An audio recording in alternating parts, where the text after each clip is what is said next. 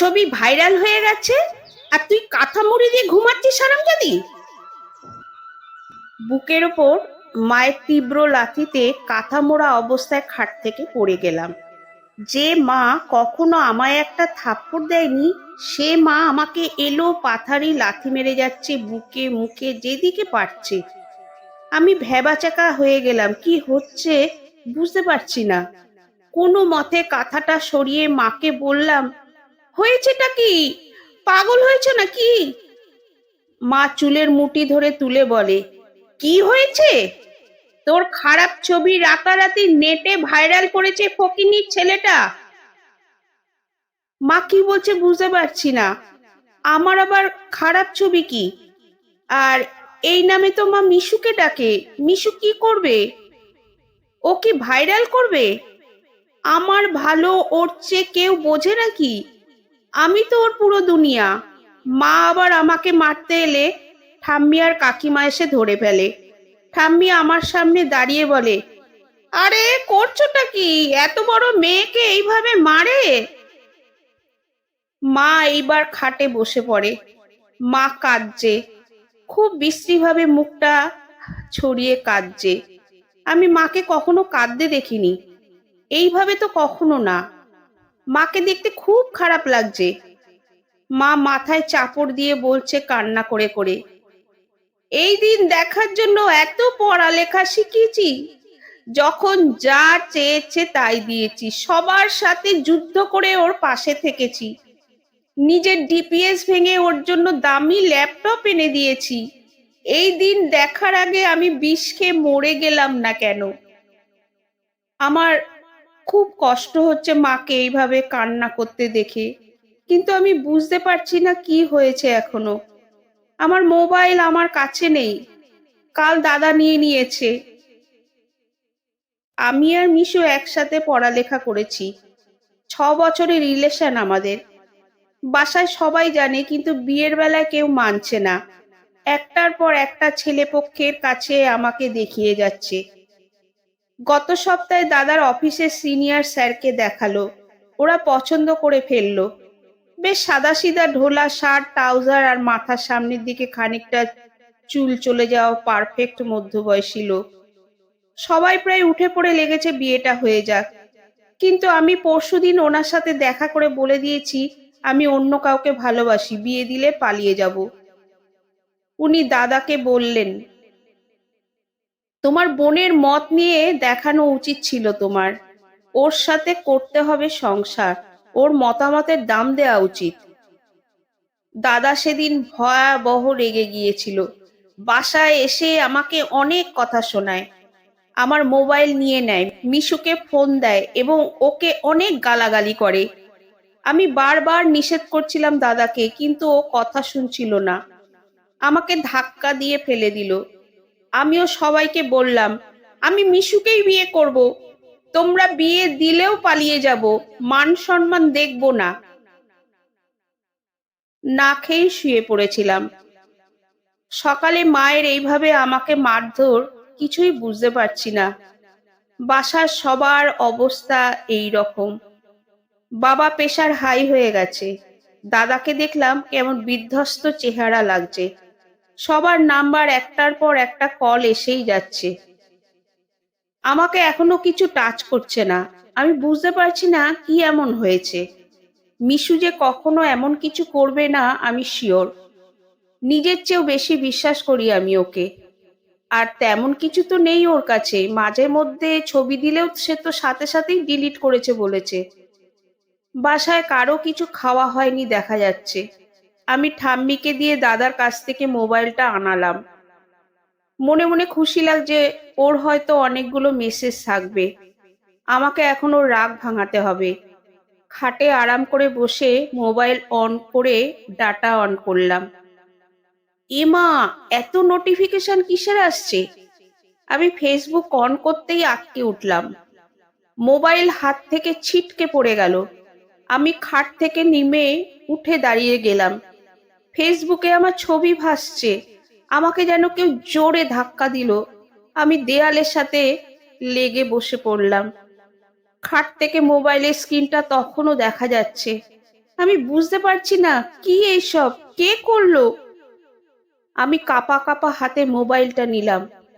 খুব বাজে ক্যাপশনে আমার ছবি, বুকের মুখে স্নান করার পর বুকের ওপর টাওয়াল দেয়া ছবি। হাজার হাজার লাইক কমেন্ট শেয়ারে ভাসছে পুরো টাইম লাইনে। কে ওরা, কারা এত শেয়ার করছে? ছবিগুলো তো আমি মিশুকে দিয়েছিলাম। ও কি নিজে করছে, নাকি ওর আইডি হ্যাক হয়েছে? আমার বুক ধুকপুক করছে, হাত পা কাঁপছে, পায়ের হাঁটুতে হাঁটুতে বাড়ি খাচ্ছে, পেটের ভিতর মোচড় দিচ্ছে, বুকে কেউ পাথর দিয়েছে মনে হচ্ছে, গলা শুকিয়ে গেছে, লবণ পানি বের হচ্ছে গালে, মাথাটা ফাঁকা লাগছে, এখন পড়ে যাব মনে হচ্ছে। আমি মিশুকে ফোন দিলাম, কয়েকবার রিং হওয়ার পর ধরলো। হ্যালো, এসব কে করেছে মিশু? তুমি কি খবর নিয়েছো? এতক্ষণে তাইলে ঘুম ভাঙলো তোর? আমি করেছি মাগি। আমি মোবাইল কান থেকে সরিয়ে আবার নাম্বারটা দেখলাম, না, সেম নাম্বারেই তো ফোন দিয়েছি। মানে? মানে আবার কি, রাতারাতি ভাইরাল হয়ে গেলি আর কি? কি বলছো এইসব? আর তুই তোকারি করছো কেন? কেন? কাল যখন তোর ভাই আমাকে তুই তোকারি করছিল তখন তুই কোথায় ছিলি? খুব পয়সার দেমাক না তোদের? যা, দিশি সব শেষ করে দেখা এইবার দেমাক। আমি নিজের কানকে বিশ্বাস করতে পারছি না। এত লেইম একটা এক্সকিউজে কেউ এমন একটা জঘন্য কাজ করতে পারে? পরশু অবধি ভালোবাসি বলা ছেলেটা কিভাবে একদিনে ভালোবাসার মানুষকে মাগি ডাকে? আমি তো উচ্চারণও করতে পারছি না শব্দটা। আমি আবার বললাম, তুমি কি পাগল হয়েছো? সব ডিলিট করো। এখন কি আর এইসব আমার হাতে আছে? কত মানুষের কাছে ছড়িয়ে গেছে, ইনবক্সে ইনবক্সে খেলা হচ্ছে তোমায় নিয়ে। তোমার ভেজা চুলের টাওয়ালের ছবিটা কি ভাইরাল হলো মাইরি, কতজন যে আউট করছে কে জানে। মিশু, এই দেমাক দেখাবি না, এখনো বিষ কমেনি, আরো আছে, ছাড়বো নাকি? মানে কি? তুমি এসব কি বলছো? এটা কি মুখের ভাষা? আর তুমি তো চাইতে ছবিগুলো, না দিলে রাগ করতে।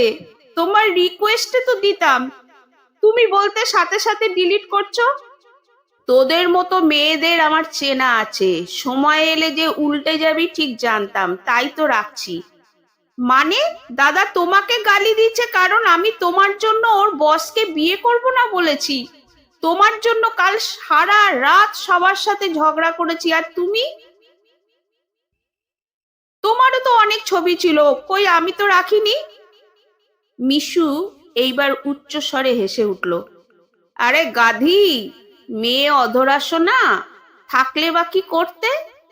ভাইরাল হয় মেয়েরা, কখনো দেখেছো ছেলেদের ছবি ভাইরাল হতে? তুমি সব ডিলিট করো, নইলে তোমার নামে কিন্তু কেস করব। আমি করেছি যে প্রমাণ কি? কত ছেলে তো শেয়ার করলো, কাকে কাকে ধরবে তুমি? এমন করছো কেন তুমি? আমি কি করেছি? তোমাকে ভালোবাসি বলে বিশ্বাস করেছি, এইটা আমার দোষ? মিশু ফোন কেটে দিল, মোবাইল বন্ধ করে দিল। এমন চেহারা ওর আমি চিন্তা করতে পারছিলাম না। আমি ছবিগুলো দেখলাম, কমেন্টগুলো পড়লাম, এত শেয়ার, এত বাজে কমেন্ট, সব কমেন্টে অশ্লীল কথা বলে হাসির ইমু দিয়ে যেন অনেক বড় কিছু করে ফেলেছে এমন ভাব। আমি কয়েকটা পড়ে আর পারলাম না। আমার দিন কিভাবে কাটতে লাগলো আমি জানি না। আমি আস্তে আস্তে ভয় পেতে শুরু করি, আঁতকে উঠি, কমেন্টগুলোর কথা মনে পড়লে গা ঘিন ঘিন করে। বাথরুমের বালতিতে মুখ ডুবিয়ে চিৎকার করি, কেন, কেন এমন করলে? মিশুর কথা মনে পড়ে, আবার মুহূর্তে ওর সেসব বাজে কথা মনে পড়তেই প্রথমে গা জ্বালা দিয়ে ওঠে, তারপর রাগ হয়, তারপর অনুভূতি ভোঁতা হয়ে যায়, অসহায় লাগে। আমি যে মানুষটার জন্য পুরো পরিবারকে ভিলেন বানিয়েছি, আজ সে ভিলেন আর পুরো পরিবার আমায় রক্ষা করার চেষ্টায়। বাবা বের হয় না অনেক দিন। ভালো ভার্সিটিতে পড়ালেখা করার কারণে আমায় নিয়ে বুক ফুলিয়ে চলা বাবাটা কেমন করে মুখ লুকিয়ে বাঁচছে। এর চেয়ে মরণ ভালো। এমন একটা চিন্তায় যখন দিন কাটছিল, এক রাতে দাদা এলো রুমে। দাদা আস্তে করে মাথায় হাত রেখে বলল, নিজেকে দোষ দিস না, আমি সব ঠিক করে দিব। সব বন্ধ হয়ে গেছে, আমি সব বন্ধ করে দিয়েছি। কিন্তু যাদের ইনবক্সে দাদার বলতে পারছে না। এই দাদাকে সারা জীবন প্রেমের ভিলেন মানতে আসা আমি, ও চোখের নিজে কালো কালিতে যেন আজ ওকে হিরো লাগছে। দাদাকে শেষ মনে হয় সেভেনে থাকতে জড়িয়ে ধরেছি, আজ উঠে জাপটে ধরলাম। আমি কান্না করছি, দাদা মাথায় হাত বুলিয়ে যাচ্ছে। একদম ভেঙে পড়বি না, আমি আছি তো, চল খেয়ে নিবি। কতদিন ঠিক মতো খেতে আসিস না, চল আজ আমরা পিৎজা বানাই, খাবি? আমি কাঁদতে কাঁদতে মাথা নেড়ে সায় দিই। ভাই বোন রান্নাঘরে গিয়ে কাজ করাতে মা কাকি উঠে আসে। আমাদের দেখে যেন ওরা বড় একটা নিঃশ্বাস ফেলে। সবাই আসে, সবাই আমার হাসিতে আবার জোরে হাসে। সবাই আমায় বুকে টেনে নেয়। এর মধ্যে আরো খুশি যোগ হয় যখন দাদার বস আবার বিয়ের প্রস্তাব পাঠায়। আমার এইবার না করার কোনো জো নেই। মা বাবা এখন একটা খুঁটি পেল যেন সবার মুখ বন্ধ করার। তাই সবাই তাড়াতাড়ি বিয়েটা দিয়ে দিতে চায়। আমার কিছু বলার নেই। তারপরও দাদার বস রিপজি আমার সাথে দেখা করতে চায়। আমি গেলাম। উনি আমাকে একটা রেস্টুরেন্টে বসালেন। আমার ভীষণ ভয় লাগছে, এই বুঝি কেউ বাজে কথা বলবে, চিনবে। উনি আমার অস্বস্তিটা বুঝে ফেললেন। চিন্তা করো না, এইসব জিনিস মানুষ দুদিনে ভুলে যায়। মনেই থাকে না এরা কি দেখলো কি বলল। আপনি কি আমায় দয়া করে বিয়ে করছেন? উনি হেসে বললেন, আমি জানতাম তোমার মনে এই প্রশ্ন থাকবে, তাই আজ দেখা করতে আসতে বলেছি। আমি তোমায় দয়া করছি না, আমি তোমাকে কিছু কথা বলবো। তা শুনে যদি তোমার দয়া হয় বিয়ে হবে, নইলে না। উনি বলতে শুরু করলেন, দেখো, আজকাল এই যে 2 মিনিটে কোনো মেয়ের ছবি ফেসবুকে নেটে এত ভাইরাল হয়ে যায়, এর পেছনে কারণটা কি কেউ একবার খোঁজে? এদের কাছে খুব মজার জিনিস। ছেলেরাই করে এটা, কিন্তু যখন কোনো মেয়ে ধর্ষিত হয় তখন এরাই আবার ব্যানার হাতে রাস্তায় নামে ফেসবুকে ঝড় তোলে। কিন্তু এরা কারণ খোঁজে না। কখনো দেখেছো কোনো ছেলের ছবি ভাইরাল হয়েছে? না, কারণ ছেলেরা ছেলেদের এইসব দেখে মজা পাবে না। মেয়েদের রুচিবোধ আসলেই এখনো এত নামেনি যে ওরা এইটা করবে। ভাইরাল মানে কি? সবার মধ্যে ছড়িয়ে দেওয়া। এইটা হয় কিভাবে? একজন থেকে 5 জন দেখে, সে 5 জন থেকে 5 5 করে 25 জন, এইভাবে বাড়ে। কিন্তু যদি প্রথম জনই এটা শেয়ার না করতো, অন্য কেউ দেখতো না। সে যদি প্রশ্ন করতো এটা ঠিক না, তাহলে সবার কাছে পৌঁছতো না। কিছু কিছু পেজ বা গ্রুপে শুধুমাত্র লাইক কমেন্টে মজা নেয়ার জন্য, বিনোদনের জন্য এইটা অ্যাপ্রুভ করে। ওরা যদি প্রশ্ন করতো, অ্যাপ্রুভ না করতো, কেমনে অন্যরা দেখতো? এইবার আসবে মেয়েদের ব্যাপারটা। মেয়েটা কেন দিল?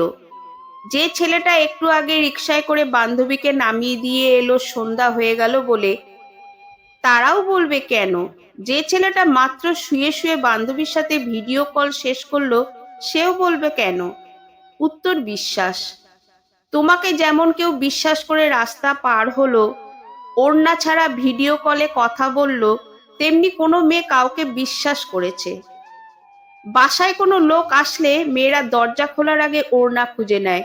সে মেয়ে কতটা বিশ্বাস করলে বুকের ওড়না সরিয়ে কাউকে ছবি দেয়, সেটা কেউ একবার ভাবে? এতে মেয়েদের দোষ একটাই, কেন বিশ্বাস করলো? সবাই কিন্তু আবার এক না। ছেলেরা যেমন এইসব নোংরা খেলায় মাতে, তেমনি ভালোবাসার মানুষ ছেড়ে যাওয়ায় জীবন্ত লাশ হয়ে 101টা নীল পদ্ম বুকে নিয়ে বাঁচে অনেকে। এরাই পুরো দুনিয়ার সাথে লড়ে যাবে শুধু কারো ভালোবাসার জন্য। কিন্তু অন্য মেয়ে, এরা তো খেলনা, দুদিন, শুধু দুদিন, এরপর এরা ভুলে যাবে, মেতে উঠবে অন্য কিছু ভাইরাল করতে, মনেই থাকবে না কি ছিল টাইম লাইনে, কে কি কমেন্ট করেছিল প্রোফাইলে চলে যাবে অনেক দূরে, ভুলে যাবে, সবাই ভুলে যাবে, ভুলবে না শুধু সে ভাইরাল হওয়া মেয়েটি। আসলে আমিও হয়তো এই আমাদের পুরুষতান্ত্রিক নোংরামিটা থেকে বের হয়ে আসতে পারতাম না, যদি আমার বোনটাকে না হারাতাম। সেও এমন কিছু শিকার হয়েছিল। সে যুগে ফেসবুক ভাইরাল ছিল না, পাড়ার ছেলেদের কাছে ভাইরাল হতো। তখন ছেলেদের মধ্যে হয়তো বিবেক ছিল, যা এখনকার ছেলেদের মধ্যে নেই। একজনকে দেখালে তখন অন্যজন ধরলো, কোথায় পেলি এই ছবি, এইটা তো অমুকের বোনের ছবি, এইভাবে ছড়ানোর আগেই আমার হাতে এলো। আমি তোমার দাদার মতো হয়তো ভালো ভাই ছিলাম না, যে বোনকে বলতে পারিনি আমি তো আছি। সে নিজেকে শেষ করে দিল, আমি পারিনি রক্ষা করতে। একটানা কথাগুলো বলে পানি খেলেন উনি। আমি তার দিকে তাকিয়ে রইলাম। অনেকক্ষণ পর উনি বললেন, আমি সাধারণ হিরো নই, আমি তোমার জন্য শাড়ি গয়নায় ভরিয়ে রাখতে পারবো না, গোলাপ এনে লাগাতে পারবো না মাথায়, কিন্তু মাসের বাজারটা আমি ঠিক করে রাখবো। কথায় কথায় রোমান্টিক আমি নয়, তবে তোমাকে একা ফেলে যাব না। ঝামেলা হলে মাকে বলবো ক্ষমা করে দাও, তোমাকে বলবো মানিয়ে নাও। যদি এরপর তুমি আমাকে দয়া করে বিয়ে করতে চাও, তোমার ব্যাপার। আমি কিছুই বলতে পারলাম না। বিয়ে হলো, সবাই খুশি। অনেক দিন হয়ে গেল, কেউ কিছু বলেনি আর ভাইরাল হওয়া ছবি নিয়ে। বছর 5 পার হলো, ছেলে হলো, সবাই ভুলে গেল সব, শুধু ভুলতে পারিনি আমি। এখনো মধ্যরাতে নাকে মুখে পানি ঢুকে নিঃশ্বাস আটকে যাচ্ছে এমন মনে হয় সেই সব ছবিতে কমেন্ট করা সেসব কথাগুলোর কথা মনে পড়লে। আমি ক্লান্ত শরীরে হালকা নাক ডাকা লোকটার দিকে তাকাই। সত্যিকারের প্রেমিকগুলো কি সাধারণের আড়ালে লুকিয়ে পড়ে, তাই না? ঢোলা শার্ট আর ট্রাউজার, সাধারণ জুতাতে 9টা 5টা অফিস শেষেও যখন ভালো দামে পাওয়া ফ্রুটসগুলো আনতে ভোলে না, তাদের মধ্যে আমরা প্রেমিক খুঁজতে ভুলে যাই। এত সাধারণ হয় তারা। সেদিন ফেসবুকে মিশু অন্য আইডি থেকে নক দিয়ে কথা বলেছিল। আমি ওকে কোনো প্রশ্ন করিনি। ও বলেছিল, তোমাকে আমি ভুলতে পারিনি। তাচ্ছিল্য সুরে আমিও বলেছিলাম, আমিও তোমায় ভুলতে পারি না। এখনো আসো মধ্যরাতের দুঃস্বপ্ন হয়ে, এখনো মনে রেখেছো সেসব, ক্ষমা করনি আমায়। ভুলে গেছো তুমি, তাই না?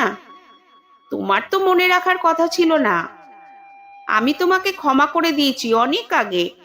এখনো রোজ প্রার্থনা করি তোমার জন্য, সেসব ছেলেদের জন্য যারা শুধুমাত্র মজা করার জন্য এইসব নোংরা খেলায় মেতে ওঠে। আমি প্রার্থনা করি তুমি বিয়ে করে সুখী হও, তোমার স্ত্রী তোমার প্রিয়তমা হোক। ভাইরাল হওয়া এই মেয়ে তোমায় আশীর্বাদ করি, তোমার ঘর আলো করে মেয়ে আসুক, তুমিও আমার বাবার মতো মেয়ে সন্তানের বাবা হও।